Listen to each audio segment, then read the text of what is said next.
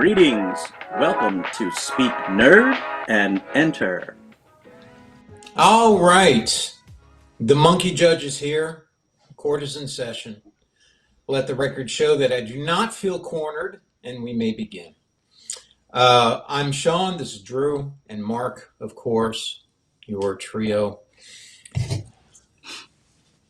I remember we ended last week with a question. And so this week, I'm hoping that we can have a bit of an answer. You remember I assigned to Drew the Hulk as his spirit animal. No one cares. No, they don't. I do. I wanted to find out. And Mark, I think Forge would fit you. I was wondering, Drew, it's been a week now. No, I didn't. What would you assign? What would you give us? What do you think? I was We're talking about a hero that best represents. Who would you think would represent view of the other people? Yeah. If you were going to see them as a character like that, if you were going to say, I would have Drew equals this, Mark equals this, that kind of thing. What would you do for the other two? Obviously, I would be Jubilee. I think that is a good choice. You said Jubilee. Is that who you just said? Yes. It's clear that that's your brother Kelly. I'm not going to let you steal his thunder. I think actually the Beyonder would suit you because you would want to be like absolutely all powerful, but then you'd be running around in a dumb jumpsuit. Yeah, you look so good in that white jumpsuit with the open chest. I was going to say, what led you to believe I looked like I was from a 70s disco? I don't... You'd be walking around the shoulder of pads. You wouldn't know any better. This looks pretty good. You know, that's why I hated the Beyonder, was because of how he looked. He looks like like my Uncle Joe. Yes, that's why I think it's perfect for you. Okay, all right. The all-powerful Beyonder. All right. And you're always doing things to like, you have all this power, but you're always doing things that are just really goofy. Like, I'm going to grant you this. And it's like, it's totally screws someone's life up, All right, I'll take that. I think you'd be doing that just for your own entertainment. Well, that's true. That's very true, yes. Yeah. I would actually bring everybody together to fight each other. And I would give somebody, probably Mike, Mark's brother, probably give him the black Spider-Man suit. Just to see what happens. What would you give Mark, though? What would I give Mark? I think I just would make him the universal man behind the chair. Man behind the chair? Yeah, not even in the chair. Behind the chair? No. Man in the chair, behind the guy in the chair. Hero, like doing all these things to make everything like work or not work. Tech support. Okay, tech support. Yeah. And then you'd be like, I totally did everything, boss. It's like all good. Everything should be working just fine. Now, I rethought my answer for last week, how we gave him Forge, right? Or I did. I gave him Forge. Mm-hmm. But I need to know if you think this is a superhero or not. I rethought it, and of course the one who really, really fits him would be Master Shake. But and it is from Aqua Teen Hunger Force, which is supposed to be superheroes. Right, they're supposed to be superheroes. And if I'm honest, that's who fits Mark perfectly, is Master Shake. But only with a tiny little bit of the neighbor Carl mixed in for good measure. I think you're more Master Shake. I agree. Yeah. I agree. But there's shades of Carl in there. He is definitively Master Shake. And as you know, Drew, one of the highlights of my life and saddest moments in retrospect is being at that party at your house and Mark showing up dressed up as Master Shake. That was amazing. I never got any pictures of that. I know I need some pictures. I think that's my sorrow. Yeah, I know. Like pictures were taken. So Drew used to have a lot of really big Halloween parties. It was a big thing that you did, and I live like an hour and a half, 2 hours away, right? So this was not easy for me to just like run up to Drew's house. But everybody was making costumes, and so I was like, oh, I'm gonna do Master Shake, and I actually had like a toy, like a 6-inch tall Master Shake that I used, and I got like this like foam headliner material, so it's like white fabric, but it's actually backed by foam, so it wasn't just fabric, and was able to make like this big Master Shake costume that was too big to fit through a door, but it turned out really good. I had like a pink pool noodle, those floaty pool noodles that I made the straw out of that comes out of his head, and it barely fit through the door. It turned out good, yeah. And I also that year I went as the Monarch from the Venture Brothers. You did, yeah. The Monarch. Yes. Yeah, Drew was the Monarch, and Dr. Girlfriend was your wife. Lori went as Dr. Girlfriend. Yeah, and I remember I got to that party with my wife Helena. We'd gone up to your house, and I remember Drew was in good spirits, but he was disappointed. He was certain that Mark was not going to show up. Because he said he was coming. He said, Mark's not going to show up. Mark's not going to show up. And I said, no. Mark is going to show up, and you're going to love it. I said, you don't know, you're going to love it. Because I knew what Mark was doing, but I didn't know. He was a lot of last-minute stuff because a lot of work went into that. Yeah, we were working like crazy. Dude, I am so glad you did that. I knew the amount of work you put into that. That was one of the highlights of my life. That was the funniest thing when there was the knock on that door and the door opened up and Drew saw Mark dressed filling the doorway with Master Shake. That's pretty funny. And then when you tried to get in through the door, oh my God. The 10, 15 minutes it took for you to get through the door. Right. And so I had this big cardboard with like thick cardboard, like honeycomb stuff, something they would use to pad like a freezer or refrigerator delivery or something. And so I had a big round thing. It was usually 3 or 4 feet around. I don't remember how big it, but it was too big for the door. But that was what made the cup lid for it. And so I'm like trying to go through the door and it kept hitting. And I'm doing it on purpose, right? Or to be funny, because in the cartoon he's got his door cut out in his shape, so that's the only way he'd be able to fit in. Yep. So. Everybody was dying. It was is great to prove that they really needed to do that. So, oh my God, I wish I'd have had the presence of mind, or any of us had the presence of mind, not only to get a picture of you, Mark, but to actually have recorded the whole thing. Because I would watch it every year as a ritual, where everybody gets together and we just watch Mark trying to come in through the door and Drew just losing it on the other side, watching him come in through there. That was the best. I do. I'm pretty certain I have pictures somewhere. I think I had it's one of those things where, this day and age when you have so many photos now. I mean, before, like you should have even then we didn't have we weren't taking a lot of pictures. I want to say it was like early 2000s or mid 2000s. Yeah, I have it. I definitely have it. There are a couple of pictures, and and I have all of us at one point. So I'll have to dig them up. I had to download this stuff because the cloud was getting all fat and heavy from photos. So I had to like download a bunch of crap off of there, and put it on a drive. So I have it on a drive. I'll have to like dig them up. And you can please find that. I would love to have a copy of that. So I keep meaning to remake the costume. So the costume was so last minute. I had this big cardboard head, and then the body kind of cup was like velcroed in, and literally I was putting it on my head and just holding it in place.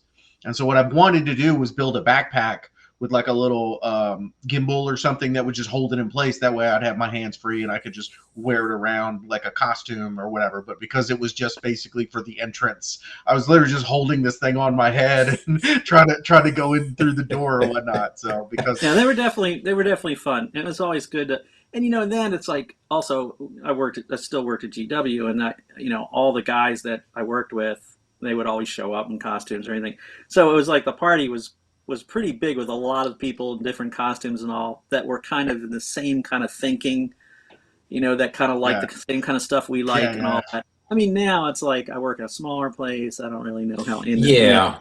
And now it's not even worth it. And we had Sarah. When we had Sarah, it was like, by that time I had just stopped working at Games Workshop. So it's like, and everybody lives so far away now.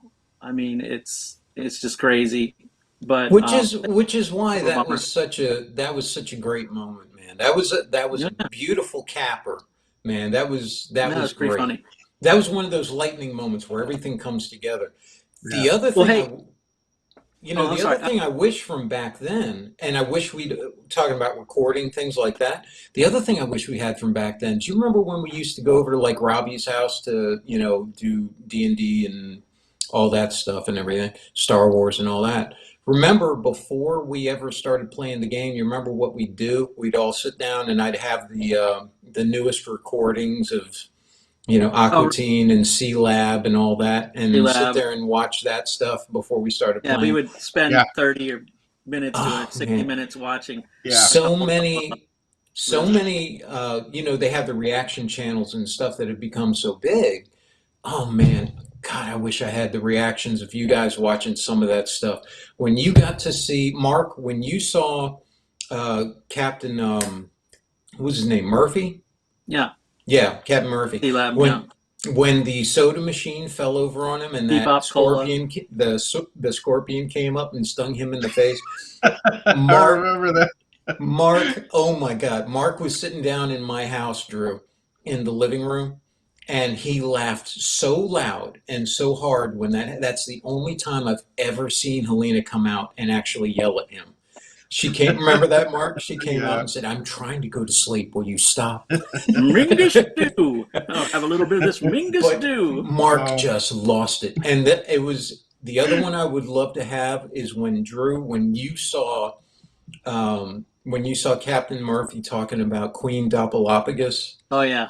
And save it for Queen Doppelophagus, doppelganger. And using the branch, the whole Yeah, that was I one still of my use favorite that sound effect whenever episodes. I'm mimicking if hitting someone over the head. Anyone has never watched C-Lab from Adult Swim, they're doing themselves an injustice. They need to go hunt those down on HBO Plus and check those out because they're all there and they're very funny. And Squidbillies. Yeah. They're just very funny. Have you come seeking knowledge? Oh, no. Where are you going? We're going knuckle deep. Well, hey, I wanted to bring something up. Remember when we were talking about, a couple episodes ago, we were talking about Clancy Brown? Yes. Well, I was talking to a buddy of mine just about Clancy Brown and he was like, oh, yeah, the Highlander was a great, big Highlander fan. And he goes, he goes, hey, have you ever seen the Goldberg episode that he's in? And I'm like, what? And he goes, yeah, it's amazing. You have to check it out. So I hunted the Goldberg on Hulu, went and got the Goldberg's episode. It's like later in, I think that's 7 seasons, like season 6 or something. And there's an episode where Clancy Brown is the shop teacher at the high school in the Goldbergs. Oh, really? And it's set in the 80s. Yeah. Okay, so it's supposed to be set in the 80s. And the nerdy kid and his nerd friends start a Highlander club. And, of course, he gets teased by this bully who cuts his videotape. He's got like a knockoff videotape, and he cuts it in half in the shop class. Like, he goes, you just cut one of the greatest movies ever in half. And he goes, whatever. So he's all bummed, goes home. His mom is like, you know what you need, a play date. She sets up a play date with the bully. And he comes over to the house, and of course he's being a jerk, and he's like, well, look, I got another copy of the movie. Let's just watch this movie in silence, all right? So they finish watching the movie, and the guy's like, dude, that movie was amazing. He's like, I want to be part of the Highlander Club. So he brings a whole mess of other guys into the group, and they start, of course, fighting each other. It's like some of the jocks and all that, and they're fighting the nerd kids. And anyhow, there's like this big just fight in the shop class, and Clancy Brown's like, hold on, what's going on here? It's like, well, I started a Highlander Club and invited him, and now he's got his own Highlander Club. He goes, no. There can be only one Highlander. So, of course, he says, he's like, well, you should fight each other and decide whose club is actually the Highlander Club. He goes, and this shop class can be sacred ground. Besides, I don't want you breaking any of my stuff. And of course they fight. And you get multiple times where it's kind of like, oh, it's decided there is only one. There could be only one Highlander Club. So it's like the best part of seeing Clancy Brown. All right, I'm gonna have to so you have to check it out. I like Clancy Brown, man. You know what episode he was in. He was always cast as a heavy and that kind of thing, you know. And he's got such a good sense of humor, and just from him playing Mr. Krabs and all that, of course, and you know, that kind of thing. But man, it is so nice when you get to see somebody like that, you know, paying homage to their own, their own thing. Well, it's like that. I'm sorry. Have you guys seen that movie, The Martian? Yeah. Oh yeah, yeah. You know, when they're having that secret meeting and Sean Bane's in there, it's like, why is it called? You know, and he's like, because it's a secret meeting. I saw. I don't know if you guys seen this on one of the channels on YouTube. There is a show that actually records the real actors of the voices of SpongeBob performing their characters in an environment that's like, you know, Krabby Shack, and they're all like cursing. It's pretty funny. No, I haven't seen that. And Clancy Brown is in there as Mr. Krabs, and they've got all the characters and all the actors that play their roles are playing their characters in like a diner, you know, like. Oh, that's cool. Like a real life diner. A real life diner, and you know, and I couldn't believe it. I could not believe what I was seeing. But yeah, it is out there if you look for it. You know, I'll have to look that up. With real actors playing the roles. Yeah, and it was remarkable to see Clancy Brown and all these guys. so that's another one. Yeah, he's always been an excellent one. I'm glad he got the success he did. One of the things I wanted to kind of like go back on is, again, a couple of episodes ago, Mark had been the only one to see Peacemaker, and I had heard so many great things about it. So I went and I watched all 8 episodes, and James Gunn is basically writes and directs pretty much the whole mess of this stuff of the eight episodes, and he takes the show and he definitely, it's kind of like Guardians of the Galaxy turned to 11, which is another lightning in a bottle movie. Yeah. This is Spinal Tap. Oh, there's a lightning in a bottle movie that we can mention. It's actually pretty funny. Actually, we could spend a whole show talking about Christopher Guest, but yeah. But James Gunn takes this show, and he really does take. It's like Guardians, the same kind. It's like humor, but then he turns it to 11. It's a little, you know, raunchier, but the characters and all. He totally goes, no pun intended, great guns with this thing. And he really puts everything into it. And I mean, the intro alone, I think, was so funny. The dance, and the music, and having the villains and all the characters dancing in the beginning. I think it's just a lot of fun. A lot of shows don't have fun with this sort of stuff, and they take themselves too seriously, you know, and all. But I have to say, it was the intro. Most intros I end up skipping, but I watched it like numerous times just because it's funny. Seeing all these guys, and John Cena was really good as you know, as Peacemaker. I mean, he's just his delivery is so weird and he's very, very funny, interesting character. And of course, then you've got his racist dad, which is HBO. They always have to have a white supremacist racist in it now, which is just weird. But Robert Patrick, buddy from Terminator 2. Every time I see that poor guy, I always expect him to turn silver and start, you know, go, running down the street after somebody. It's so weird to like see him older now. But in X-Files, even when he was in X-Files, I always expected him to be like, you know, with that jawline, you know, turning. Big long silver finger. You know? So you liked. I did. I really liked it. I'm not a super on board DC guy. I think a lot of their shows are pretty terrible, but have too many writing problems and weird stuff.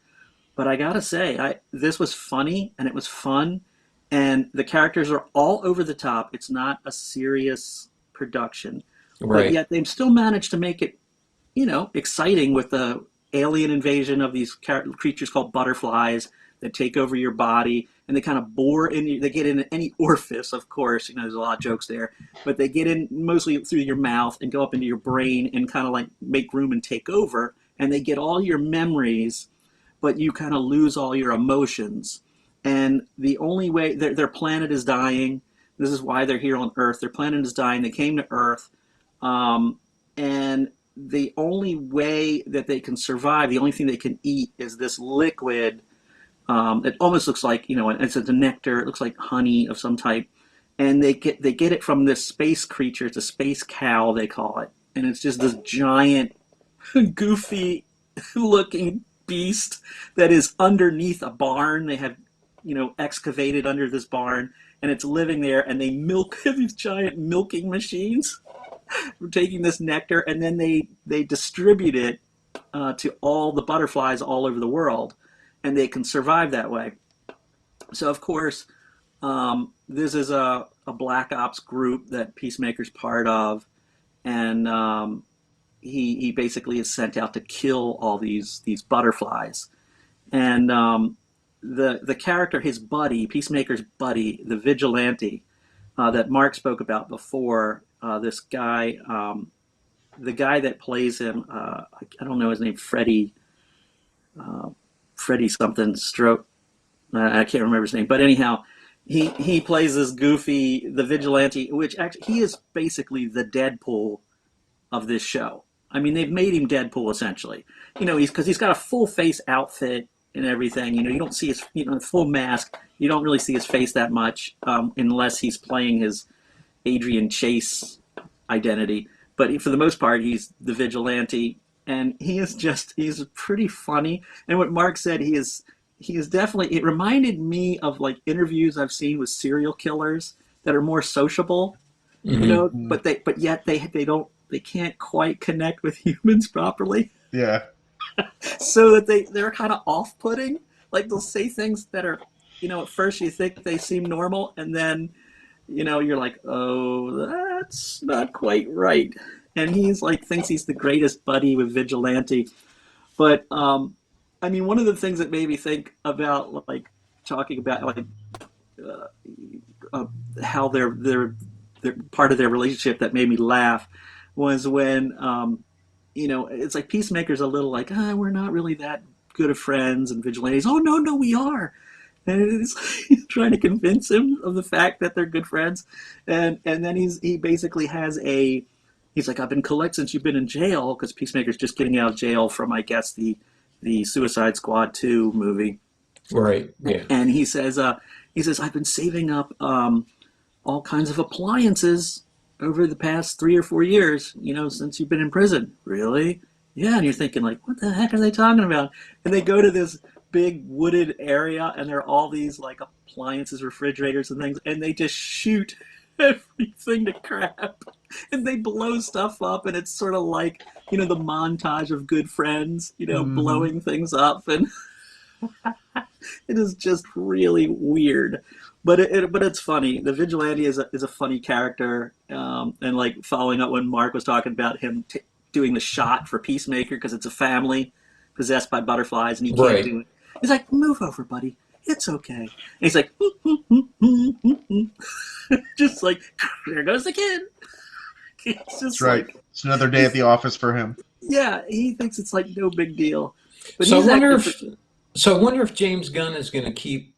I imagine he is. He's going to keep doing this after the next Guardians of the Galaxy movie. Yeah. And this is just going to be his transition into DC and staying there, I suppose. Well, I think it's like, he's got two things going now, which is good.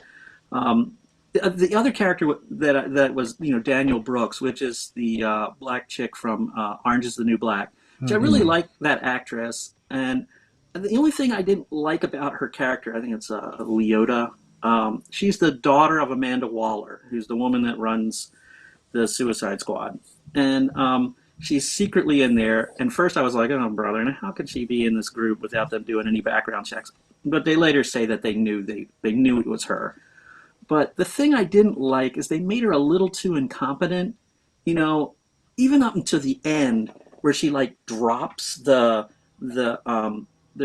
have to they get one of the characters to go into this barn with a helmet that puts out a pulse and would like kill the space cow, and they take the helmet in there, and she drops the freaking phone to give the command for it to give the pulse, and then can't find the phone. It's like, how incompetent. There's so many times where she's so incompetent, yet in the very same episode she like cuts loose with 2 guns and is shooting all these aliens in the head, making headshots and slides, and like, I was made for this stuff. And it's just like, well, which one are you? I think she's supposed to be the everyman character of the group. You know how we were talking about that with Watchmen, where the owl is kind of the everyman who doesn't have powers or whatever. So I don't know, the IT she strikes me as the one everyman. That we're more. You mean the dude with the beard? Yeah, the old dye beard. Okay, yeah, well, maybe, but yeah, I can see that. You know, she just, it just bummed me out. Like they made her a little too incompetent. Agreed. Yeah. And then, you know, at the end, they're like letting her have all these headshots and all. It was like, that was a little stretching it, you know. Yeah, well, remember, she kept shooting people after Peacemaker had already killed them. You know what I mean? Because she went from never having killed anyone in the beginning of the series, you know, to then having to, you know, get her hands dirty, kind of speak. And so, like, you know, they go into this, you know, what is it, like an industrial warehouse where they're right. bottling and shipping off this food for the butterflies, and Peacemaker's like just killing people left, right, and center with a shotgun with his or whatever. Infrared goggles. Yeah, he's like blam, blam, blam, you know, and so he'd run in there and like kill someone, and then she'd run up and like shoot him right afterwards, thinking that she's helping and whatnot. So yeah, he's like, you don't have to do that, you know. You don't have to do that. So, but you know what? Like I say, I am like you. I'm not a huge DC fan. I wasn't particularly interested in this, but it was kind of some of that word of mouth that kind of got like, all right, I'll give it a shot. You know, I have HBO Max, so it didn't cost me anything. I have to go out and like do it. And I was very pleasantly surprised. You know what I mean? I think a lot of that goes towards John Cena, don't you think? Which is a huge surprise. I don't look at John Cena the way I look at like The Rock. Like if The Rock's in something, he's got charisma and he's, you know, this known kind of quantity, and he's successfully made that leap from wrestling to entertainment and acting, right? And you're like, oh, John Cena's trying to do the same thing.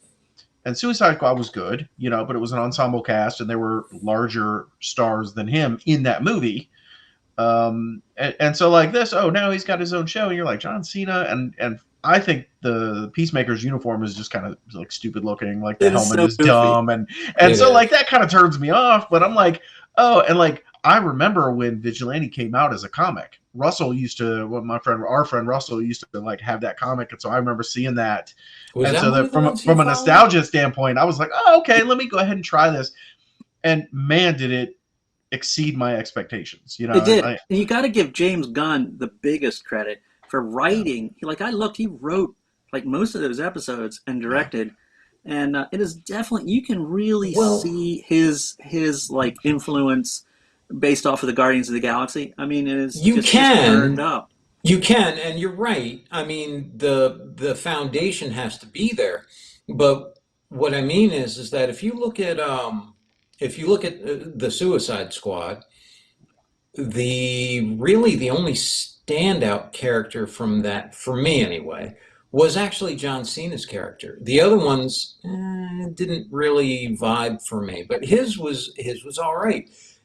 And a large part of that is because, of course, you know, James Gunn, you know, wrote it that way. But John Cena has to be able to pull that off, and that ain't easy, especially when you're dressed like that and having to act like that. That's hard to do. You have to have a certain charisma to overcome that, and he does. And it's almost like a little self-aware aspect of him that he knows he's kind of goofy. He's trying to, I don't know if mask it as so much as change the perception for it or something. Like he's always trying to convince people his outfit isn't so dumb. It makes, you know, it's meant to be this or this, you know, rather than just changing it. And so I give him a lot of credit that way. I don't think you could do that if you didn't have someone who has the charisma he does that way. And I read an article where they were talking about how in Suicide Squad that John Cena actually kind of surprised James Gunn with his ability to deliver some of the non-funny dialogue, right? To do some serious acting. Yeah. And that kind of, gave him the confidence to move on to this show, which he was proven correct. You know what I mean? So I think we're all underestimating John Cena a little bit. Well, not just that, if you think about it, underestimating wrestlers. You think about Dave Bautista, The Rock, and John Cena, and I'm sure there's others. Hulk Hogan was in one Rocky movie, but you know what I'm talking about. Andre the Giant. Andre the Giant, yeah, in Princess Bride, yeah. There's you automatically start to think of the wrestler, especially that type of person, that build, that type, to be a certain way. And so when they show you this range of other emotions and ability and all of that, it takes you by surprise sometimes. You're like, oh, wow, that's pleasant. I didn't expect that. And that's pretty cool. Like when you're looking at Blade Runner 2049 and Dave Bautista in the beginning of that, as opposed to playing Drax, there's just a wide range of things that he's doing there. Same thing with John Cena. I think what was the one he did, Cock Blockers? That was absolutely not what you expect. Like Mark, like you were talking about, it's not what you expected it to be. So I'm impressed by John Cena. The things you can expect from James Gunn is it's going to be a little raunchy. Yeah. It's going to be very violent. And there's going to be music. And this is like glam rock central. Yeah. But I don't think this show would work as well without any of those elements. Exactly. You know what I mean? Because it was over the top violent, and because it was, like John Cena's running away from the cops and he busts into this apartment and ties up a couple of people, and the girl's like flirting with him and whatnot, and her boyfriend's like, hey, what weird. And then like the next episode, him and Vigilante had a three-way with her. They're all sitting in bed naked, and I was like, oh my god, I didn't think they were going to go there. That was so funny. No, it was so weird. If you're very sensitive to those sort of things, you're not going to like this show. But it is definitely a very adult content, which is why I let my daughter watch it. So she didn't see the first one, which is probably the worst one. But yeah. Anyhow, we all had a good time with it and thought it was pretty funny, and the glam rock is pretty hilarious. I love him stealing the aliens' records. Oh right! These are good. Yeah, funny. And it's such a painful process to get away because he's got to go over from balcony to balcony. So he's got to throw a bag full of records that he stole from the alien that he just killed. That's right. He liked her selection. To bring it back to his trailer. It's very strange and very funny, but yeah, definitely a recommend. And the guy that played Vigilante really was fantastic as well. Have you seen him in anything else? I do not recognize that guy, but he is. I'm sure other people will tell us one way or another, but he is really funny. His character is just so subtly weird, right? That you can't take your eyes off of him because he's so odd. But yeah, he was great. Definitely a big recommend for this show. I look forward if they want to do a season 2. I don't know how long it can last, but if they keep the kind of attitude they have going into it, having fun and giving them lots of interesting scenarios to be in, it's totally worth a watch. It's only 8 episodes, so it's not going to take a ton of your time. But but yeah, it was really good. Like of all the missteps DC has taken, I think this and Shazam are 2 of their best. Yeah. I haven't seen Shazam yet because I really enjoyed Shazam. That dude. I think it was one of their best. I think it was their best movie. Yeah, I know you hate that guy, Drew, but I'm telling you should give that Zach one a Braff, try. or is that the guy's name? No, Zach Braff is the one from Scrubs. Oh yeah, right. So what's his name? Zach Levi. Zach something. Yeah, Zach Levi. Yeah, I told you I saw him on the Workaholics video where he was interviewing the three three of the workaholics, the one writer, the one homeless guy who's their friend, and two of the characters. And he was, oh my gosh, he was so repugnant that it was, and like I told you, I thought it was just me, and then all the comments were just like, oh my gosh, this guy is awful. I've seen him in other interviews and stuff. He seems fine. And in this movie, he did really well. I enjoyed it a great deal. Maybe he liked it a lot. Mark liked it. So maybe he was just trying to be cool around these guys. Yeah, and it failed. He was coming off as being, a bit of a goober, but anyhow, the other thing I wanted to say, you guys, we're talking about Halo. I was like, well, Halo's on Paramount, and one of the things I am super psyched for, out of my mind, as the guy in Elf would say, out of my mind, like, wow. One of the things I'm super psyched for is Star Trek Strange New Worlds. I am so in love with that show, and it's not even on yet. I love the previews.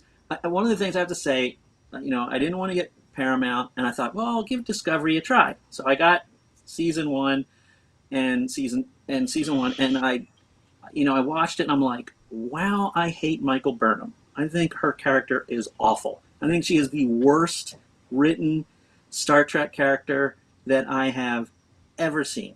And I'm a huge Star Trek fan, and I've watched all the shows. I like all of them for many different reasons.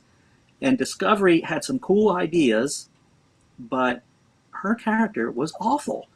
And it wasn't very Star Trek-y. She's a narcissistic kind of jerk. And then the writers had to take the character, and they basically, what they did is they combined Captain Kirk and Spock into one person.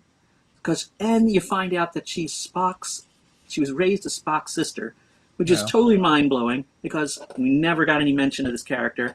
And she's just as smart as Spock, and I'm just as aggressive and great leader as Captain Kirk. And it's like, she's everything, she's the Mary Sue of Star Trek.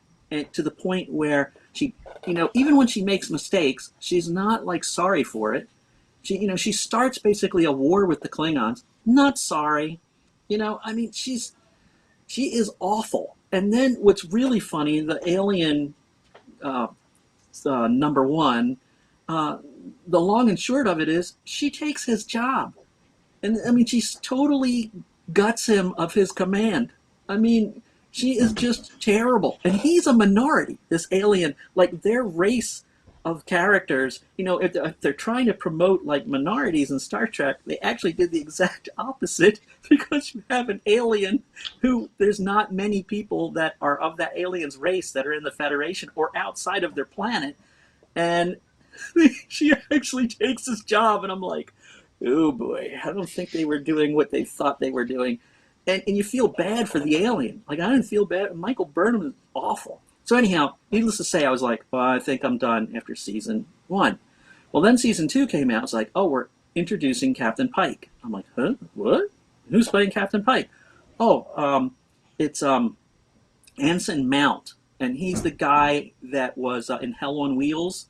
Hell on Wheels, that guy. He's like totally, you got to watch that show if you haven't seen it. AMC. Hell on Wheels was a great fun about making the railroads after, Civil War. Yeah, okay. Yeah. So it had Common. Had Chief O'Brien in it. Common. And so anyhow, he also was in the awful failed Inhumans as Black Bolt, which we won't mention that. But he is actually a really cool actor. So anyhow, he was the lead as Captain Pike. And then I also heard they were introducing Spock. I'm like, oh, all right, I'll check it out. So of course I checked it out. Still hated Michael Burnham. Hated the crap out of her. But I loved how Anson played Captain Pike. And he even gets a peek at his fate. He sees what's going to happen to him in the future when he ends up in the chair with his old melty face, like, doot, doot. Right, yeah. Oh, kill me. But he sees his fate, and he's sort of horrified. But he gets like a strong character. He just, soldiers on, knowing that this is going to be his fate. And the guy that's playing Spock was fantastic. But once again, you got Captain Pike and Mr. Spock on the bridge, and there's a scenario where they have to like think their way out of it. And of course, Michael Burnham completely comes up with the idea all on her own. You don't need anything from Spock or Captain Pike. And I think like the writers, they totally missed what used to make Star Trek so cool, that they were problem solvers as a team. And no one character could solve everything. Captain Kirk needed Spock as much as Spock needed Captain Kirk, and they had McCoy, and they all needed Scotty to pull it off, Scotty, right? And all these other characters they could count on to pull them through the bad times. And this show doesn't get that at all. They give us Michael Burnham, who can do everything and knows everything, and then they give her some wimpy girl sidekick who's just annoying after a while. And of course, they're all tooting their horn about, a gay couple, a doctor, and the engineer. And I was like, that's so long past. That's not interesting anymore. Like, that's commonplace. It should be by then. It's very commonplace. Like, what is the big deal? I don't see why we're supposed to be all so excited. I actually liked the engineer. I thought the doctor was, but I liked the engineer. I thought he's okay. But anyhow, they've luckily pushed that show, those characters, like 930 years into the future. So, which makes sense, because otherwise their warp drive and all, using the creature origin thing or whatever, would have just totally screwed everything up. So now we're going to get Captain Pike and Mr. Spock. There's also been a hint that you will see Captain Kirk, because there's a part of his timeline we don't know, that before he was on the Enterprise, he was captain of another ship for a short period of time. And I think we're going to actually see that. And like, I don't want it to focus on him, but it'd be cool to see like him in their history. Because remember, he never knew Captain Pike, but he always said he didn't know Captain Pike the way Mr. Spock knew Captain Pike. It showed his loyalty while he went back for him when he was stuck in that chair and all. But I'm really excited about Strange New Worlds. They showed individual character shorts. Hemmer, like the engineer. He's one of the dudes with the, I can't remember their name, with the antenna. They're blue. Yeah. I remember that. He's apparently blind. But he's got all these heightened senses, which is kind of cool. And Nurse Chapel, I didn't like her interpretation of Nurse Chapel. She was a little too, that made me cringe a little. But everybody else looked great. All the other characters looked kind of cool. Lieutenant Uhura, she's in it, which is going to be kind of interesting. There's a new doctor. He's sort of Caribbean. I think he's like a Caribbean guy, maybe, or no, probably African. I think it was Mabaka, or I don't know. I can't remember his name. I'm sure we'll know it later. But he seemed actually pretty cool. Like, he could be a lot of fun in that role. I was going to say, is he from Wakanda? Maybe he's from Wakanda. Can be. But I'm really psyched for that show. So and it's the old Enterprise too. You know what I mean? Yeah. Like, this is the thing I like about it, is we're taking modern day technology for storytelling and movie making, but we're going to visit the original Star Trek series. You know what I mean? Because Next Generation was never meant to be Star Trek, but it was the state-of-the-art technology of the 90s when that came out, and we're filming it, and all of the other ones have kind of been. So now we're getting the original Enterprise, and we're getting some of the original crew, and like, I'm on board with that. Right. Like, if you want to pull the nostalgia strings, I'm there.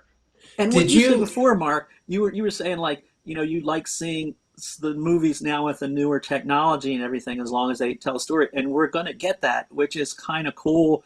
We're seeing like that old school sort of style of what we love about those characters in that time period, with a more modern take on it. And I'm looking forward to that, because I think they're straightening out like a lot of the weird movie timeline stuff, which I know some people were upset about the redo, and all. It didn't bother me that much.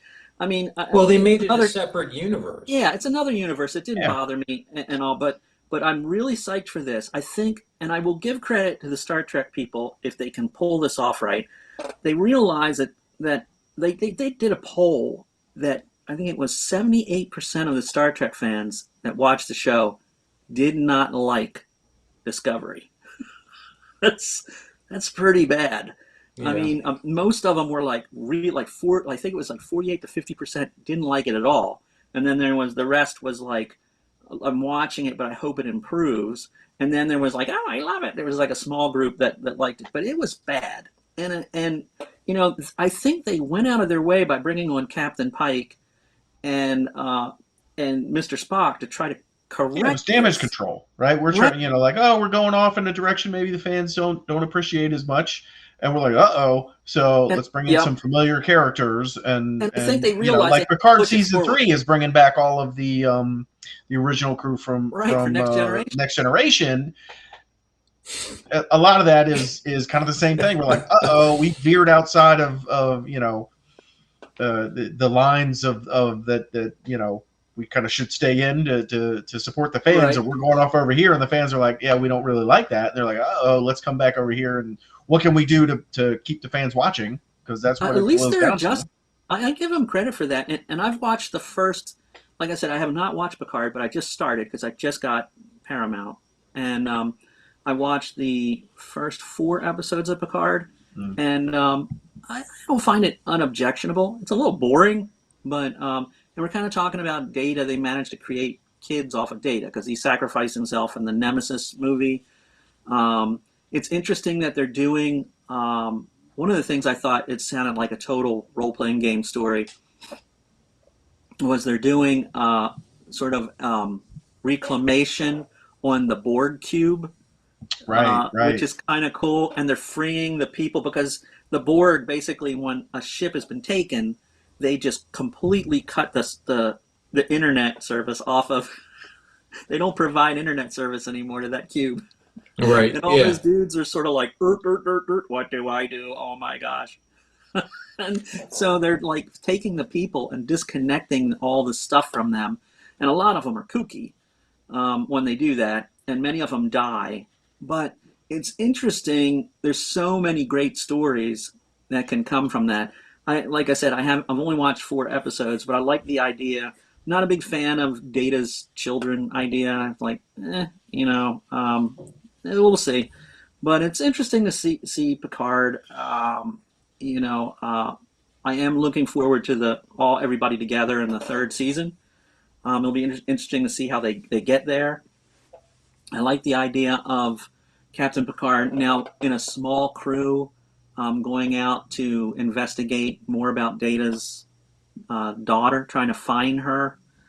So anyhow, there's a lot of other things involved in it that I won't go into, but it seems okay. I like it better in Discovery, which at this point, it isn't hard to do. Right, yeah. But yeah, so, and I also checked out 1883, which was kind of interesting too. I haven't watched that one yet. Yeah, so you should check it out. It's kind of cool.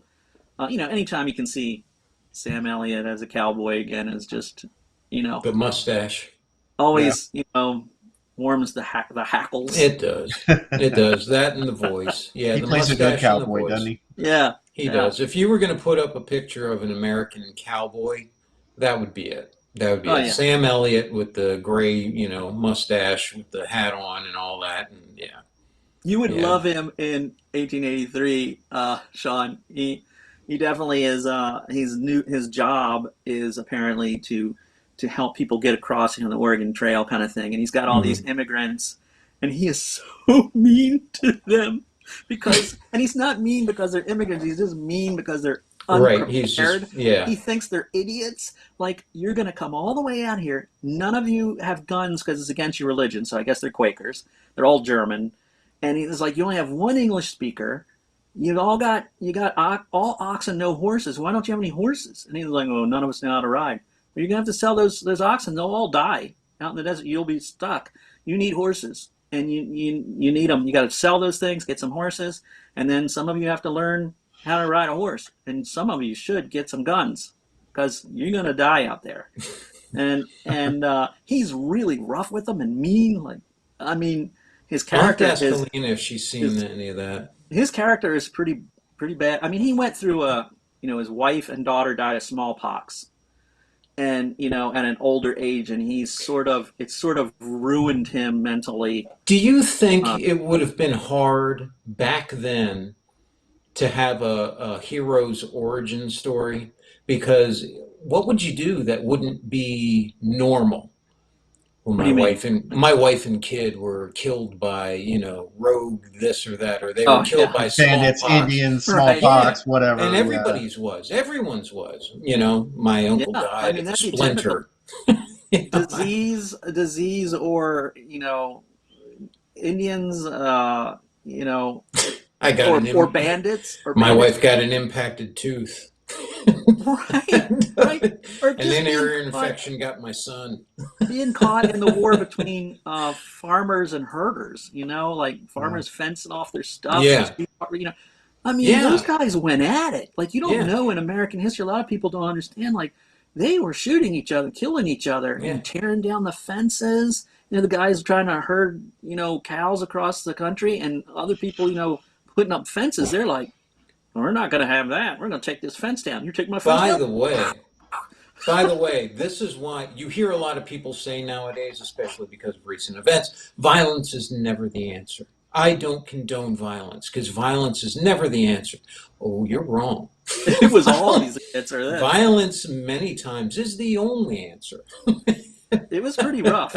I mean, there was a lot of crazy crap going Yeah. on there. But anyhow, yeah, you got to check that out. I think Okay. so far I like the show. I think I'm 4 into that show as well, which leads me to Halo. I saw all 3 now. It's not as bad as I had pictured in my mind that it was going to be. Okay. Once you told me about the helmet, I was like, oh, that doesn't bode well.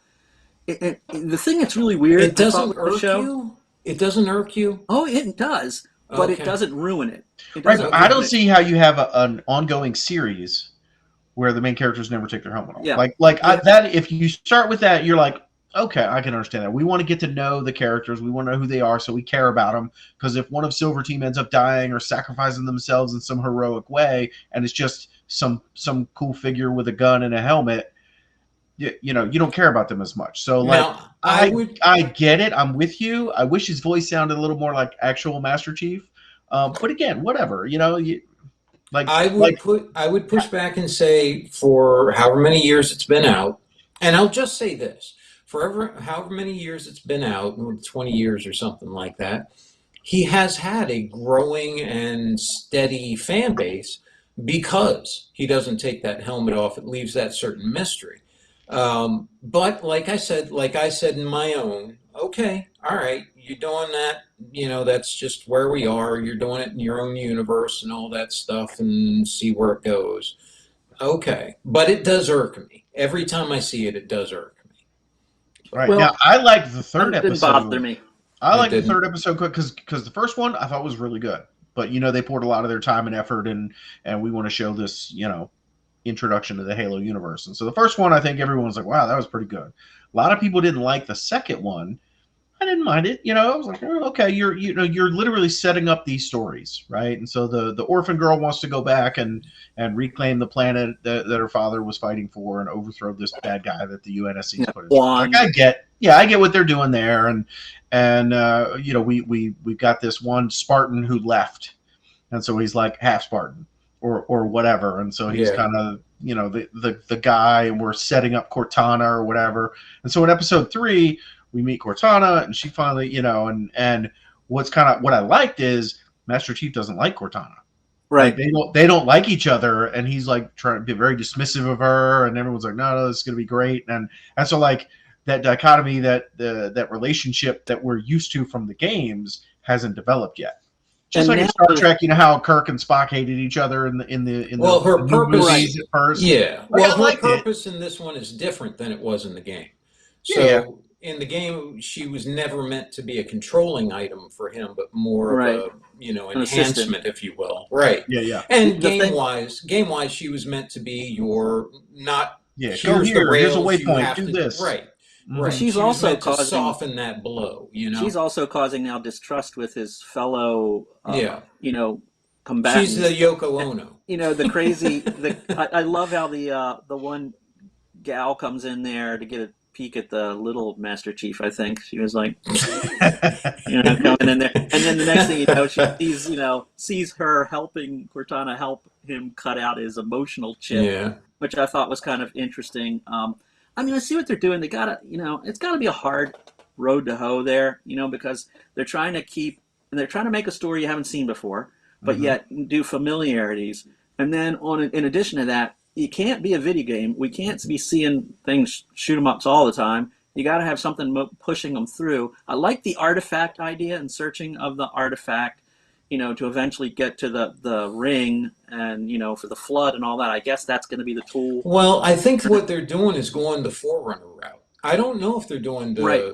I don't know if they're doing the flood. It'd be nice. Wasn't the Forerunner was they made the Halo ring to destroy. They did to fight the flood, right? Yeah, to fight the flood.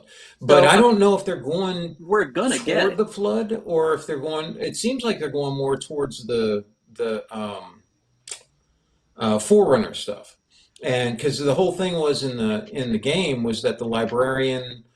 I'm sure you don't remember this, Drew, but in Halo 4, there was a part where the librarian comes and says, we knew you were going to be made, you're going to be the next evolution of humankind and all this stuff, and we're going to make you immune to the Didact so he can't turn you to dust and all that stuff.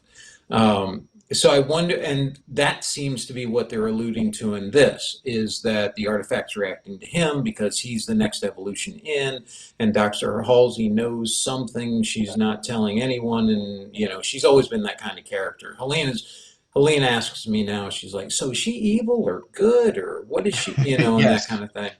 Right, yeah. Yeah, now her face bugged me. Like, I was like, where have I seen her before? She was the David Duchovny's wife in Californication. Right. But she had different hair, because I'm looking at her, I'm like, she looks so familiar, but I couldn't place it, and so like I went and looked it up, and I was like, that's where I recognize her. Now I am glad they're using her, because I feel like she is Cortana. That's the voice. And so I think that's really cool. They're letting her do that character in the show. I think that's awesome. I like that very much. Yeah. Now, one thing I liked about episode 3 was when the human girl that works with the Covenant. We get a little of her background and how she came to be with them, and then she's like, I'm gonna sneak over there and find out where they took this thing, and she's on this mission from the Covenant to infiltrate human space and go find it. And the way they use those worm things that make up the hunter killers, right? Because there's a scene where you see her, she's talking about a thing, and then you just see kind of like this knee of a hunter, and you're like, oh my god, it's one of those big hunter things. But then when she goes on the ships, like, spoiler warning, like all of the individual worms, like were on the ship, and they snuck onto the other ship that she'd come over to, and I thought that was really well done, because you couldn't really hide like a big armored hunter thing on this life pod or whatever, but you could fit all of those individual like worms, and I was like, that was a new take on kind of an existing thing. I enjoyed that. I was like, oh, okay, that was creepy.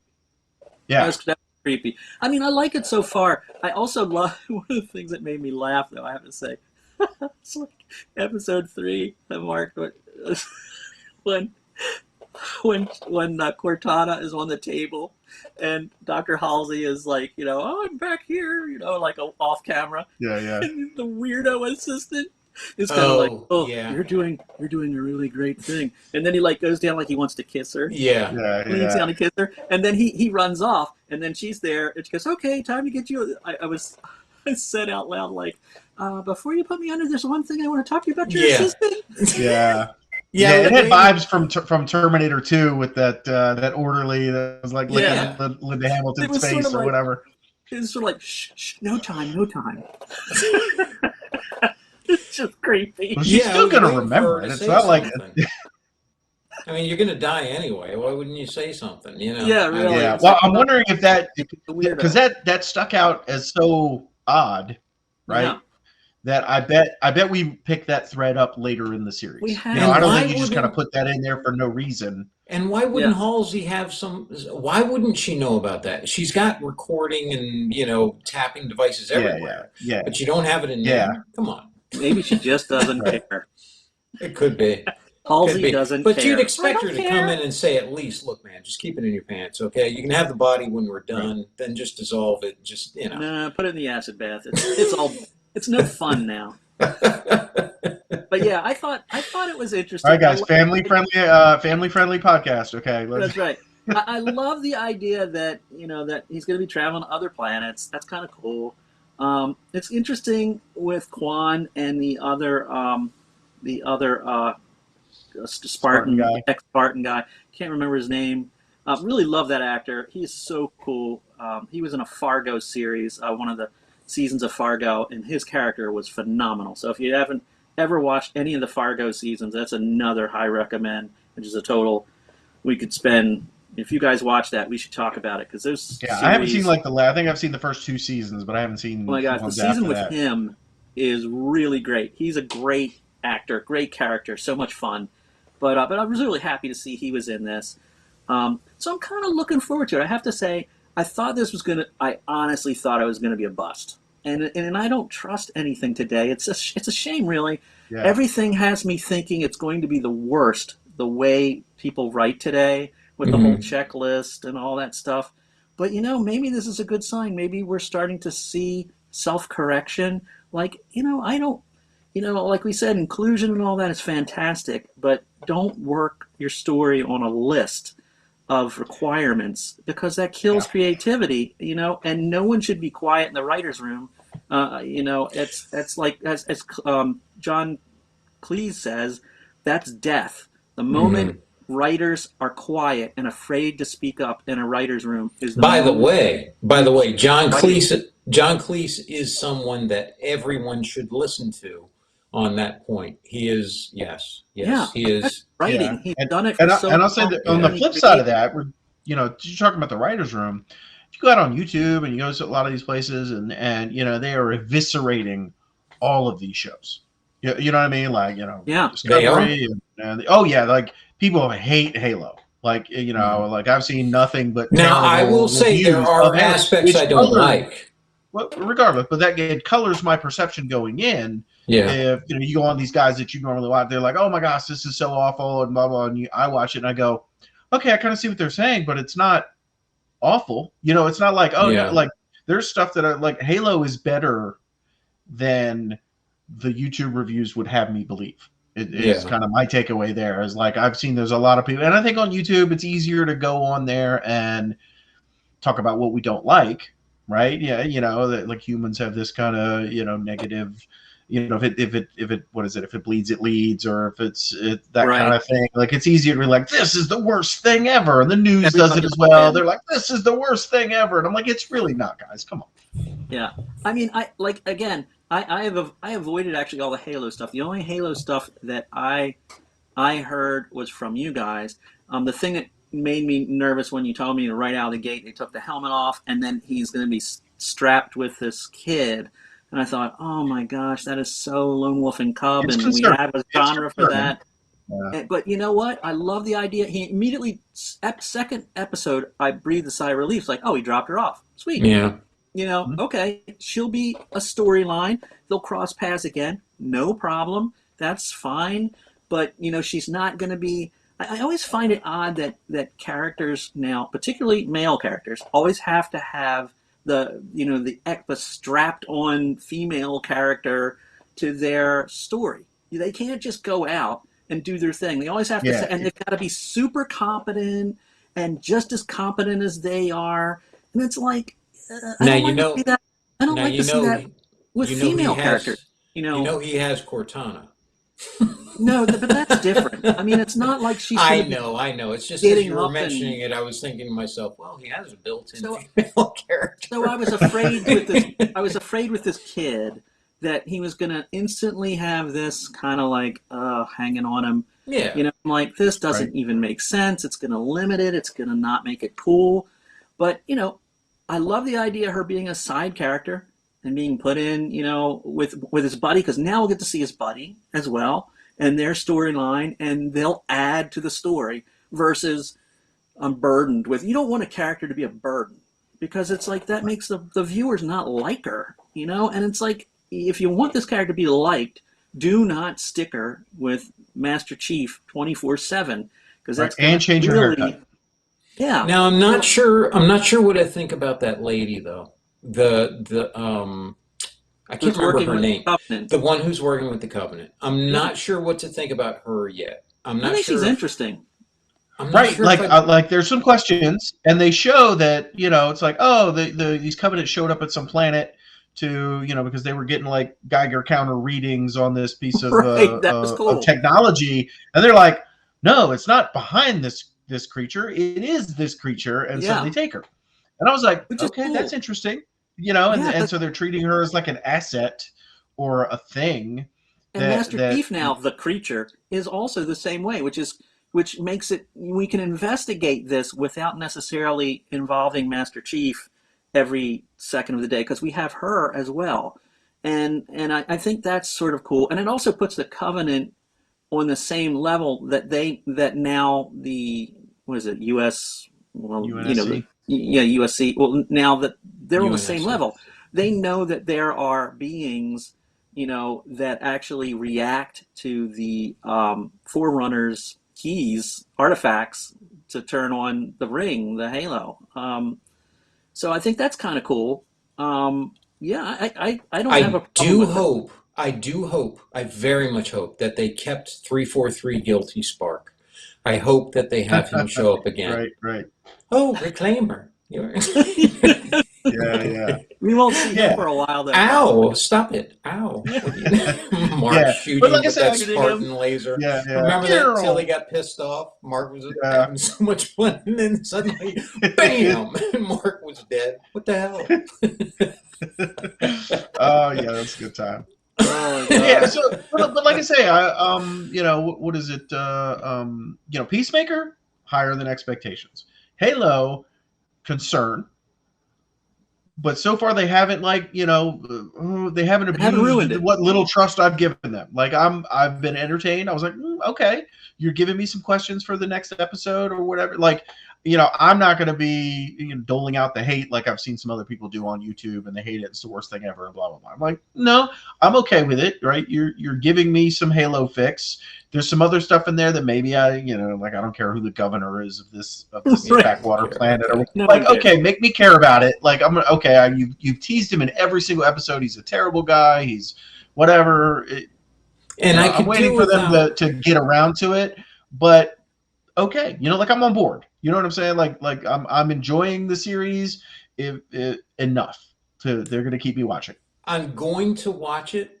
But I'm more reticent than I guess you two are. I'll give it credit for stuff that it's done well, like the whole thing with Cortana and Dr. Halsey. I think they're treating those actually like those characters are. That's cool. I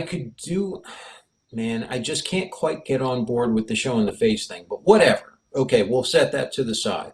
I do like Lee Schreiber's brother as an actor and stuff. He's fine with that.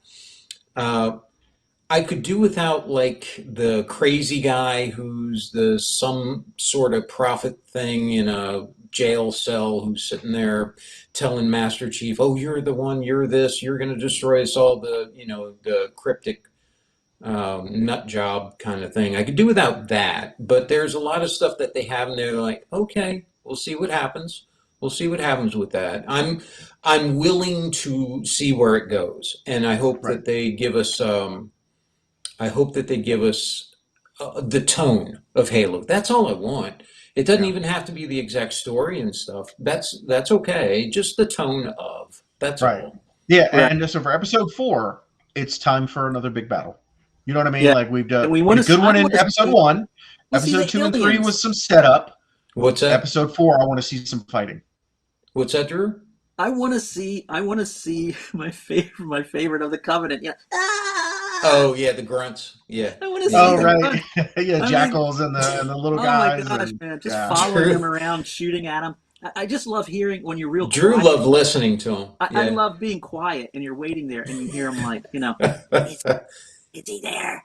I don't see him. Oh! And then they run away. Running away like Muppets with their hands over their heads. Yeah. And of course, like I said before, you put on the celebration, this confetti. The confetti bombs. I remember Dan and I doing that like all night, just like shooting these things. My buddy, Dan, and like blowing up these guys with confetti all night to the point where we're so tired of laughing at it. Boom! Yay! Entertainment for morons. That was a great skull. That's the only one you needed. You just Yep. needed that. That was awesome. Yeah, that was so much fun. But I love the grunts. I think the grunts, I mean, as much as I kind of hate, it's just kind of funny though, as much as I don't really like the droids in Clone Wars, what he say? It's like, ugh. As much as they annoy me, I love the grunts because for some reason they're they're called grunts. I mean, they're supposed to be opposable. Why? You know why, Drew? Is because the grunts were born that way. Why would you make droids to be dumbass? that react? Right. Why would you do that? What is the sense in that? And they have to actually communicate with some central control area that is telling them to deal with it that way. Exactly. And why would they only make some of them smart? And why wouldn't everybody be on the same level? Yeah. There's it should be shortage. All as one. They're moving here and dealing with this. Chip shortage. Chip shortage. No, Mark, it was like what we just talked about with IT. I don't do Mac. They're all based off of a Mac. It's the funny. IT guy, he doesn't know anything about. Yeah, they're all Mac based, and the rest of the empire is Windows based. Those are Geonosian based. I don't deal with that operating system. Were those aliens? Not the Genosians, the other dudes, the guys that talk like this. Yeah, from it's Corellian or nothing. Yeah, can you see? He'd be like, "Oh, I don't know how to do the updates. They are of the Mac, and these are PCs. I can update to make smart. I don't understand. It should just work." Watto, yeah. Oh my gosh, that's it. That's the answer. We figured it out. It's funny. Oh my gosh. Mm. All right. Well, how can we love something that we love making fun of so much? Yeah, I think it's natural. I think anyone that's it's always bad to be so fanatical about something that you love everything about it to the point where you lose reason. Yeah. Yeah, you can't make any fun, or you're upset at somebody else who doesn't like it, or whatever. Come on. I saw somebody who was he was having some girl who was watching Predator. She had never seen it before, and she was watching Predator and she loved it. And afterwards, talking about how much she loved it and all that. And the guy who was interviewing her, they were talking about 80s movies and, how there was a lot of cheesiness in 80s movies and all that. And he said, it sounds like we're crapping on these, but we're not. We love them. He said, the good thing about the 80s, and he said, you don't get this nowadays, is that they were willing to try new things. So you end up with some bad stuff. You end up with some check the box bad stuff or just some ideas that don't work or that kind of thing. But you do have some stuff that when they put it up there, is really novel or opens up a whole new direction or, something like that. So I think it's a lot maybe like that with Star Wars and Star Trek and all that, is that anytime you have a setting that is as expansive and creative as that is, if you're going to swing for the fences, man, sometimes you're going to mess. And if you hit it every now and again, all right, yeah, I'm willing to go along with that. And also, it's there's also the nostalgia quality too, and what age group you're in is always going to be your favorite kind of thing. Of course, I love the original Star Trek because I'm an old enough fart to know that, when it first came on TV, and I used to watch the repeats of it, and, the whole, I'm sure there's some people, that you're horrible, negative masculinity traits come from those shows. I grew up with Captain Kirk and James West from Wild Wild West, which those two shows, I loved those shows as kids. I mean, I was a little kid watching those shows, and I loved the crap out of those shows. I mean, I wanted to be James West like nobody's business. And Artemis, smart sidekick, and we're not talking like the Will Smith crap. We're talking like the original TV series, which was awesome. They had this villain, this little person. I can't remember his name. If I saw him today, I'd probably be rolling my eyes and laughing. But the little person that was their villain, who always got them in these horrible predicaments. It just always would make me laugh. But I love James West and Artemis. I thought those characters were so cool. And then of course you have Captain Kirk. I mean, oh my gosh. And when my sister and I, there's like an 8-year difference, and and I was like, I want to play Star Trek. You want to play Star Trek with me? And she'd be like, all right, And that's just change it because I want to be Mr. Spock, and I was like totally cool with that because I wanted to be Captain Kirk. I'm like, oh yeah. See, I like Spock better. Spock was the one I liked the most. So we would always like play Star Trek. She would humor me, and we would like, do things, and I of course be the, you've got to do this, Spock. You've got to help us. It's like always do my best to be as good of a Captain Kirk. And of course we have to get in a fight with somebody. I do see you liking Captain Kirk. I do see that. I just loved his character, and of course he was cheesy, and but there's something about Captain Kirk that will always but that's like always been my captain. See, that's the thing. You like things that are more in your face, flamboyant, more just expressive that way, bold, that kind of vivid character, and he definitely is. He would go in the woods if he heard a noise in D&D. He would, yes. He would investigate, and then alone, without waking any of the rest of the party. Yes, and whatever it was, he would hit it with a flying jump kick. Yes, that double flying jump kick. The two-handed, the two fists together. Yeah, and the old karate chop. Yeah. He would not be afraid to go in the woods and have Spock but he would be smart enough to bring Spock as backup. Like, Spock would. Come with me. He wouldn't. He would be. Spock would go after him. Spock would be smart enough to go after him and track him down. He's the good friend. Yeah. He's like, I've got to keep him out of trouble. He's going to get in too deep. And then, of course, McCoy would try to talk him out of it. Now, he'd want to sit by the fire. For God's sake, Jim, can't we stay by the fire and drink? I liked McCoy, but he was always so negative. I would love for, maybe somebody has already, I would love for someone to string every line that he had together about how he's a doctor, not a, not what was the this, one with when he's like trying to put the mud in not the a whatever. The stone. I'm not a doctor. I'm a doctor, not a bricklayer. That would have been great if he said, I'm not a doctor, Jim. I'm a doctor. I'm not a doctor. I'm a doctor. Ran out of things to say he's not. So, yeah. Yeah. It's like, oh my gosh. DeForest Kelly is like amazing. He was.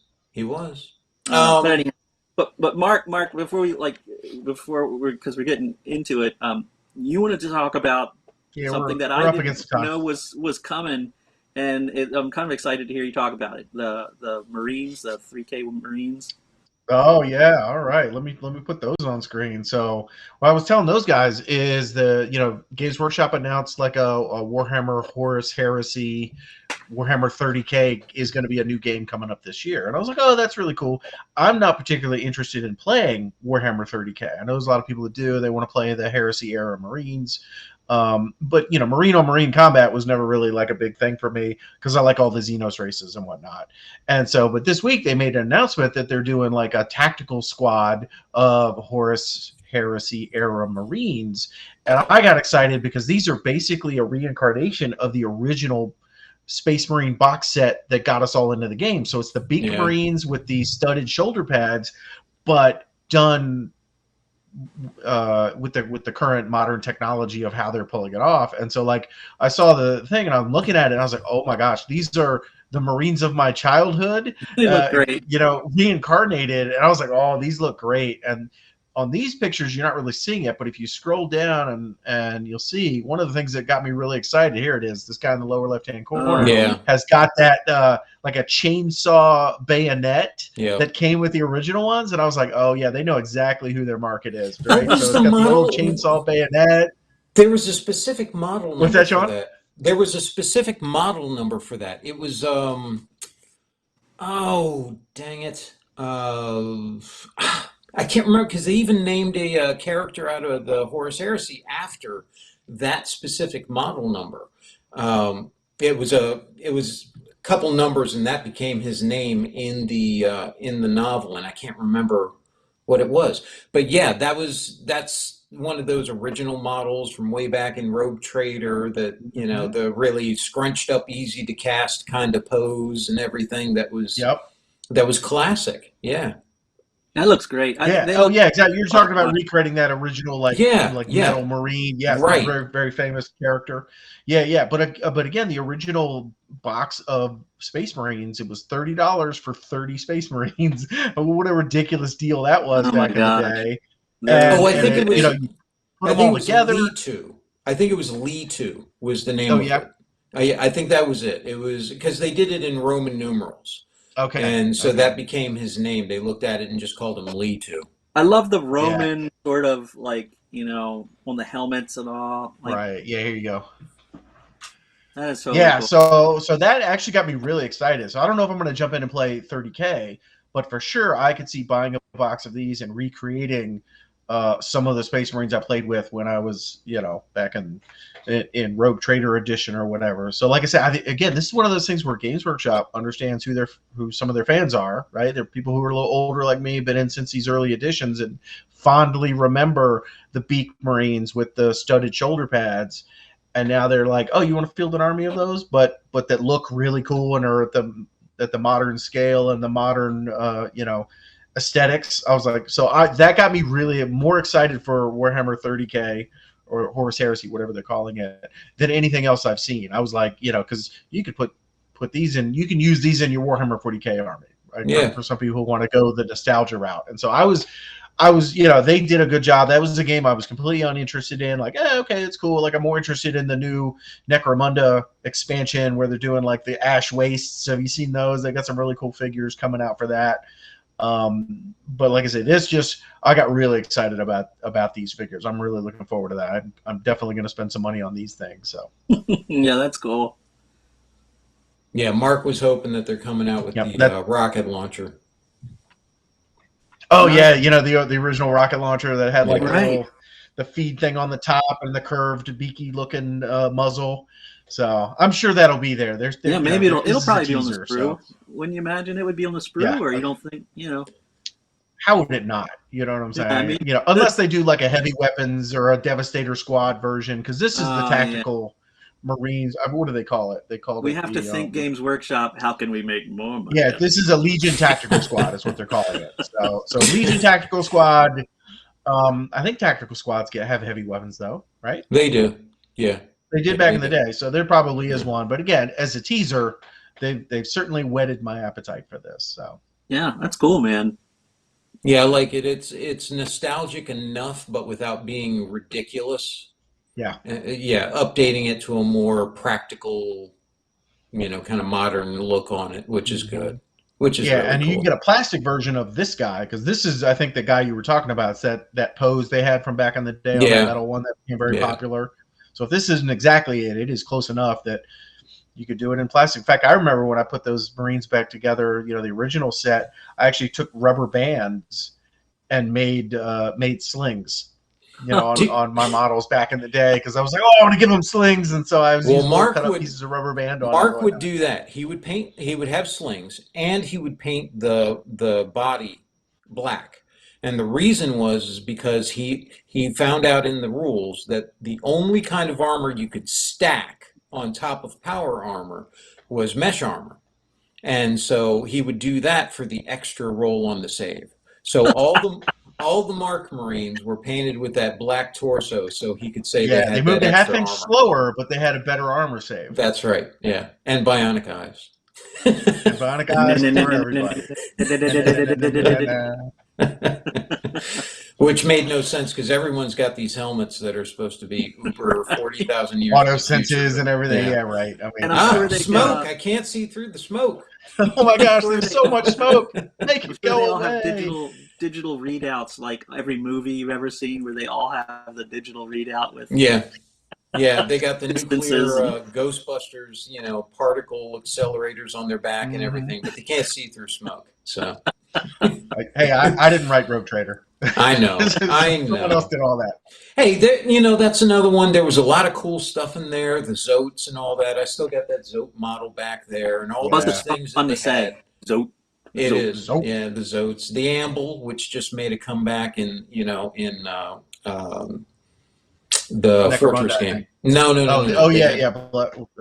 Blackstone Fortress. Yes, thank you. Yeah. Well, do you guys remember when they first came out with the Tau, how they were initially going to have like the other aliens. They were going to produce all the Yeah. other aliens besides the crew. They were, and I Yeah. mean, they did do a limited run. Do you remember that? They Yeah, I actually did do. a limited Yeah, they run of had some some of of those them. flying bug-looking dudes. Yeah, Yeah, and I don't know now if did they ever follow up and do any of the other aliens with the Tau? not really. No, That's never. weird because they were supposed to. They kind of reminded me of like the Covenant in a weird way, Yeah, with with all the other with all their Yeah. little alien yeah. entourage. Incorporate these other races, and Yeah, yeah, yeah. I thought that was such a cool idea, and I remember when I was working there, I was like really excited. I thought, oh my gosh, this is going to be like a totally alien. This will be the anti-humanity army. that's right. The anti-empire. Maybe Yeah, that, I don't know and why then they they would have gone just away like from it. failed I on don't it. know. Yeah, I don't know. Maybe they figured because we got the Tyranids and they're already eating everything and making them other creatures. I don't know, but I like the idea of them going around and being this, not democratic, but I don't Inclusive. know, yeah, inclusive in a Yeah, way, where they Yeah, would go because the around and Empire is not going to humanity. embrace an alien race and be like, "Hey, come fight with us against Chaos or Orcs or whatever or Tyranids." I mean, it might, like, you could make it yeah, work, but the Empire is never going to be like, "Yeah, come on, we're in this together." The Empire will be like, "Well, you know what? For while we fight these guys, we won't actively try to kill you, but as soon as this is over, we're going to come back and try to kill you because yeah, you're filthy Xenos." yeah. Yeah, it'd be interesting to find out why they did that. I mean, it probably was a rule simplification thing and models once again. Oh, we're going to have to sculpt more models. It's become Yeah. costly. Let's just see how we sell with what we got because it was See, a new army. that's what I was thinking. I was wondering if it was maybe how they were received at the time, and they figured, well, let's just stick with what we got, and we'll and see where it and then goes.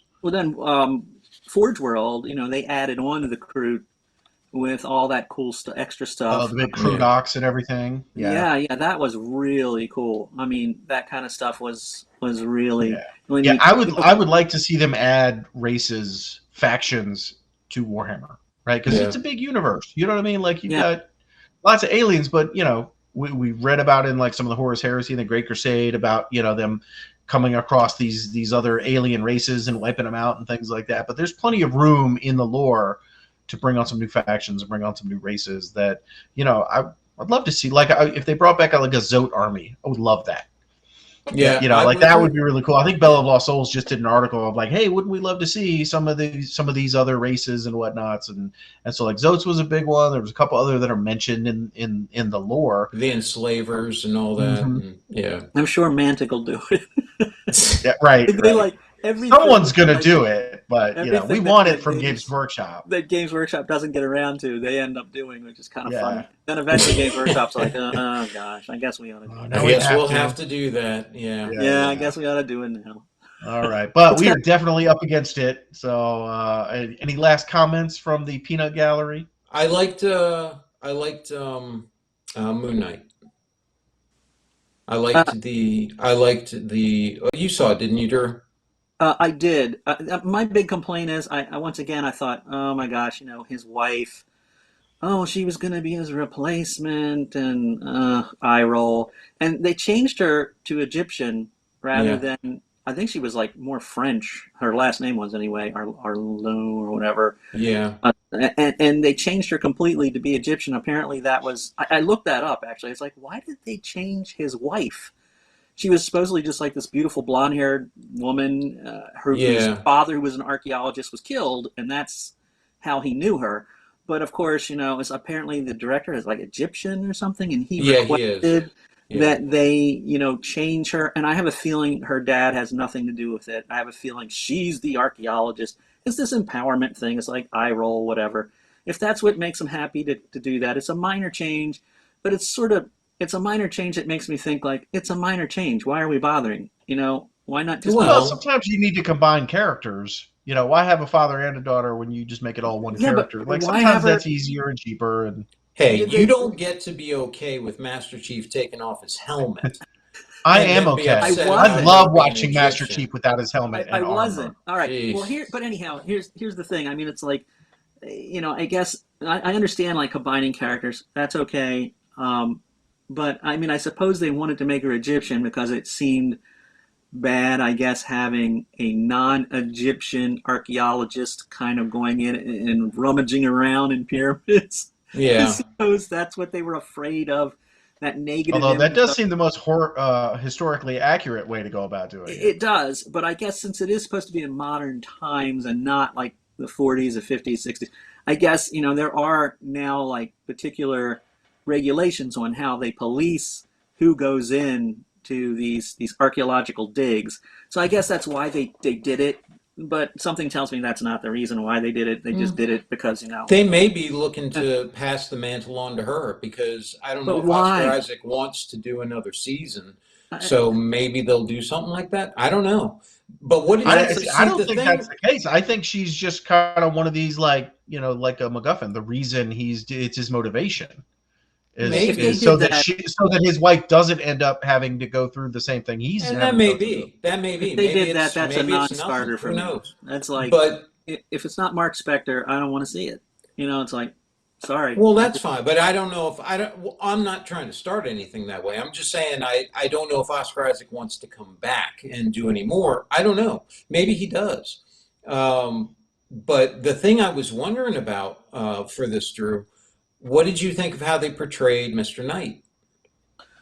I wasn't. I gotta be Because honest. that was a big change. I didn't like it. I mean, I don't want to see goofy ass. The goofy side of the Mark Spector character. What's his name? Stephen Grant. I don't want to see a goofy Stephen Grant going, oh, see, look at me. Oh, I'm Mr. Knight. I'm incompetent. Right. I don't want to see that crap. I want to see a competent Moon Knight. Now, Mr. Knight, or whether it's Moon Knight. Now, I like the idea of having a persona for Stephen Grant as a superhero, but I want him to be heroic and like do cool stuff. I want him to his personality slightly change. I mean, I don't know. It kind of rubbed me the wrong way. I was like, Mr. Knight. I didn't mind it. I didn't mind it mainly because you already have Mark Spector, you already have Moon Knight, which are both competent, typical superhero fare. And so for them to go this other direction, his other personality being something totally different, and therefore when he does become Mr. Knight, that character is at least starting totally different or in a different place, but still willing to be heroic when he can. I didn't mind that so much. I thought, all right. And I will tell you this, it played well with Helena. And because Helena is a person who doesn't know anything about Moon Knight, and she's watching this for the first time, it played well for her. She was more invested in the character that way, which I thought, all right, I can go along with that. Well, it all depends. If they evolve him to be competent, he doesn't have to be perfect. Well, they gave him the batons, so I mean, they got to be there for a reason, right? He actually brought him out and said, "I like him." I don't want him to be a goofball every single time because that'll get old really fast. And it's like they show him in this picture here that we have on the screen, and he's like rolling up his sleeves, looking tough, and that certainly is not how that character was when we first see him. He's just he wasn't, but he did not back down. He did actually, try to fight it. So that may be part of the arc. And the fact that they drew him like this leads me to believe that that's kind of what they're looking at, because they didn't draw him to look ridiculous. But I don't know. What do you think, Mark? Because you don't know much about. I don't know a whole lot. Like I say, one of the tropes I don't particularly care for is the reluctant hero. Yeah. You know what I mean? Somebody who's drug into this adventure and thank you. Oh no, what do I do? And like, you can play that only so far. And so I'm kind of with Drew. I'm like, he is pretty incompetent and he's pretty like, oh, I'm bungling and I can't do a thing. Now, if he embraces this new reality and it's like, oh, okay, well now I'm on this adventure. It's time for me to step up and do my part. And one of the things that I think Game of Thrones did so well is we started with, the Khaleesi's character as basically this sold off bride who's a weak character, and you see her grow to become from this weak character who's being abused and who's been sold off to buy an army to literally leader of the free world and conqueror of Westeros. Like, that was an arc. Like, I really liked that. And so if we get something like that here where it's like, oh, what's going on? I'm dealing with, voices in my head and I don't even know where I'm going or what I'm doing. And he, figures out what's going on and kind of jumps in and embraces it. And we get that reluctant hero to, I'm willing to take up the mantle and do what is required of me. I'm on board. You know what I'm saying? But if he's reluctant the whole time, you're going to lose me. Yeah, I agree. And the other thing I didn't like about the last episode was, so we've got Mark Spector. He's been brought to this town and he's in this area and it seems to be pretty well guarded and all that. And then his wife just kind of shows up like, ha ha! Yeah. I've got the scarab. And she manages to walk right in to this main meeting with the main bad guy. And it's like, what the heck? It just makes me shake my head. Well, like, okay, in all fairness, brought her in. Like, that would have been better. Like, I'm here. Like, if two guys would have brought her in and walked her in, that's all they would have had to do. And it would have been like, okay, she showed up. She had the chutzpah to show up, and they just brought her right in, and she's confronting this dude. But instead, it's like, I'm just as skilled, even though I'm not supposed to be a mercenary. And it just kind of like made my eyes roll a little bit. Like, whatever, okay. I will say this in their defense, though. Cultists don't make the best security, so there is that. Okay. Yeah, that's true. That's true. But so you didn't like it, and Mark, you didn't like it. No, I like it. Overall, I like the show. Okay. What I'm saying is I don't like the bungling, reluctant hero trope. Right. Yeah. And that is what we have so far. Yeah. There's plenty of room to grow. And there's, you know what I'm saying? Like, everybody kind of starts out that way. I mean, even Scarlet Witch kind of started out that way. She was great at magic. And I don't mind them having I don't mind the Stephen Grant character being that character all the way throughout, actually. I really don't. I don't want to see Mr. Knight be that way. I get it. I know you don't want to see him that way. I get it. If they have some growth there, that's fine or whatever. But what if they even just have the two? Because the personality was made for a reason. And most people who have dissociative identity disorder don't make two of the same personality. They're meant to address different things. So for me, it actually strikes a little more close to truth when you have someone who is that different personality, because it's the same person. They just are addressing two different things. Right. Well, then to me, what you need to do is make it a symbiotic relationship. Oh, that's what I was going to say. You're in charge. We need to read these hieroglyphs or figure out something smart. Now it's his turn to show competence. Cool. Well, either way, we need competence from our character. Yeah. That's what I was going to say, is that I would actually be all right with there being a symbiosis or a equilibrium that's reached at some point where they're. Yeah, and I think that's where they're going. It's just frustrating until they get there. But again, that's also the point. I'm not like, I'm not watching this show anymore. Like, I think that's where they're going to go. And Marvel has earned my trust. Like, I'm willing to be on board. Like, it used to drive me nuts with you watch something and like, call it Law and Order Special Victims Unit, and like a thing happens and this person was murdered and they're like, oh my gosh, who killed him? I'm like, well, wait 43 minutes and we're going to find out. You're supposed to have questions in the beginning. They don't tell you who the murderer was in the beginning of the show. Just wait and it all will be revealed. And I think that's where we are now. Like, they're gonna get there. Yeah. We just have to watch, the episodes or even the seasons. It just depends on how long they want to. Yeah, I'm still digging play that storyline out. And I agree with Mark. I think he and I are definitely on the same page on this. I agree with Mark with this show, and it's like I think the show is still good, but I am less trusting of Marvel, and in particular their last iteration of movies have been pretty terrible, but not including Spider-Man. Just Black Widow, Eternals, Shang-Chi. But I am definitely in this show's corner. I mean, I want it to be good. I want it to succeed. And I've get, a couple warning signs whenever they start, doing these weird sort of pushes on like making the wife more.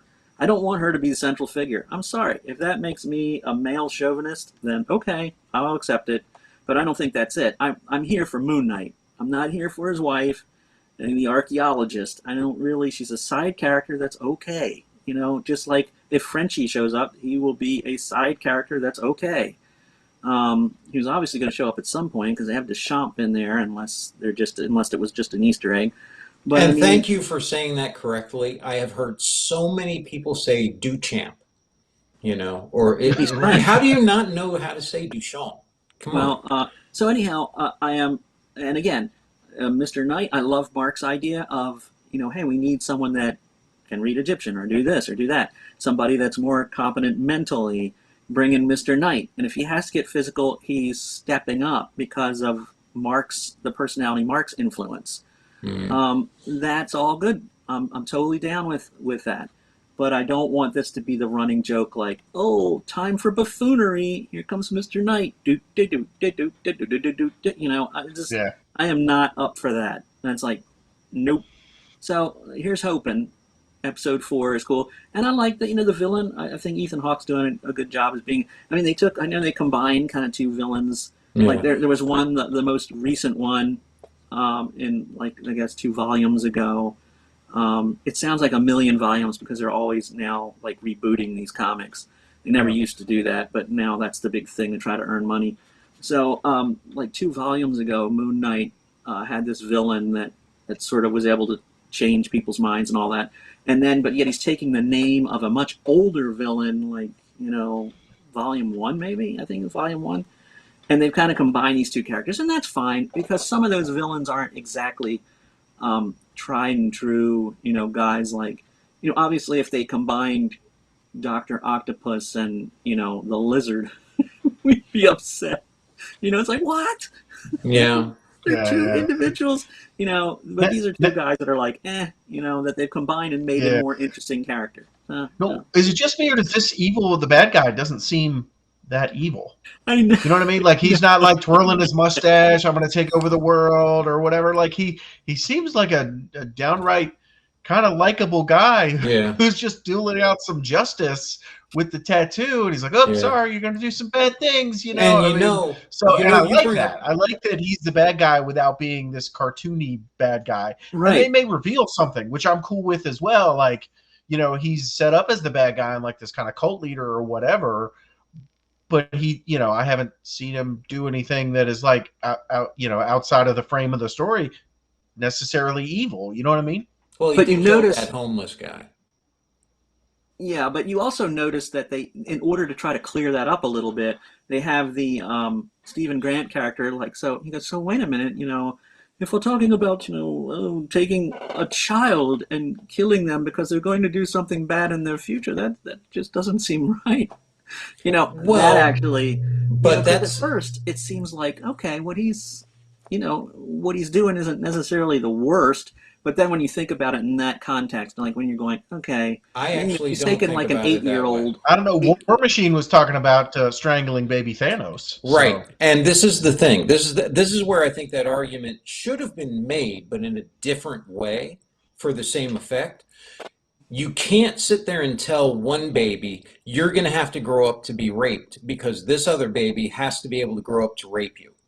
If you know that's going to happen, how could you sit there and look at the person who has now been violated in whatever way? Well, you can and change say, that well, other person's I had to life. give them a chance to do it but you knew they were going to do it. So why'd you let it happen? No, you don't. The future isn't permanent. I mean, how do you know that? Well, it isn't. How do you know that? Because there's no fate but what we make. Yeah, I mean, quoting comics does not get rid of physics. Physics, there is a school of thought, a big one, that says it is predetermined.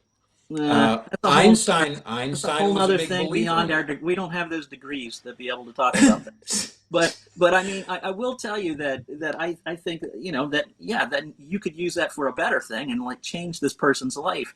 I mean, I really do think people can change. I think from making, I mean, if you're going to go out and be somebody that like a Thanos that commits massive genocide on many worlds and all that, you would definitely be up for maybe we can destroy that individual. But I mean, if you're talking about someone that's, even if it's going to be a bad crime, like they're going to commit a murder or a rape, and that's bad.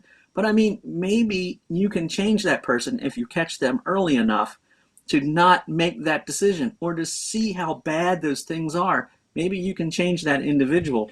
And what do you do if they don't? Because taking away the idea of fate being fate, right? Now it's malleable. What if you're wrong? And now you have to deal with this other person. And what if they're going to go bad now because of the scars they now carry? This is what I'm saying as far as his argument. So the argument of him saying, well, but they're innocent. Well, no, you didn't say that they're not going to do what they are going to do. You're just proposing, well, it's a child, they haven't done it yet.